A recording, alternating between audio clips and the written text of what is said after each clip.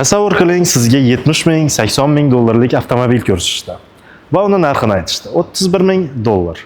Siz bunga ishongan bo'larmidingiz? Ana hozir men sizga xuddi shunday avtomobilni bugun ko'rsatib o'tmoqchiman. Tanishing, Dongfeng 008 Max 26 Restyling.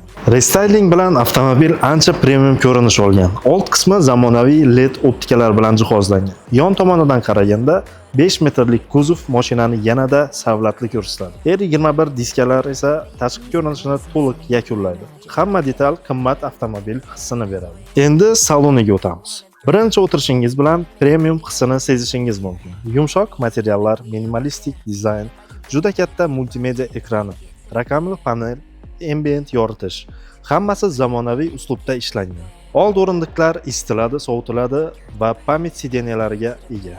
Dongfeng 008 Max bu oddiy 5 o'rindiqli crossover emas. Bu 3 qatorli, 6 o'rinli premium oilaviy SUV hisoblanadi. Ikkinchi qatorda siz kapitan seats, ya'ni kapitanskiy sideniyalarni ko'rishingiz mumkin. Elektr sozlanadi, isitish, sovutish va atamankalari ham mavjud. Shiftdan tushadigan katta multimedia monitori, hatto ichimliklar uchun sovutgich ham mavjud. Endi eng muhim qismiga o'tamiz. Bu oddiy gibrid emas, bu ERV texnologiyasiga ega avtomobil. Sof elektr rejimda taxminan 200-210 km masofani bosib o'tadi. Umumiy yurish zaxirasi esa 1200 km dan 1300 km gacha bo'ladi. 1.5 turbo benzin dvigateli asosan batareyani quvvatlab turadi va uzoq safarlarda sizni elektr tugab qolishidan himoya qiladi. Endi esa videomizni eng qiziqarli joyiga kelamiz, ya'ni narxiga. Hozirgi kunda Dongfeng 008 Max 26 Restyling narxi 31.800 dollarni tashkil qiladi. Bundan tashqari 12 oygacha nasiya asosida ham xarid qilishingiz mumkin. Agar ushbu avtomobilni yaqindan ko'rishni xohlasangiz, BB Cars Samarqand avtosaloniga tashrif buyuring. Va savollaringiz bo'lsa,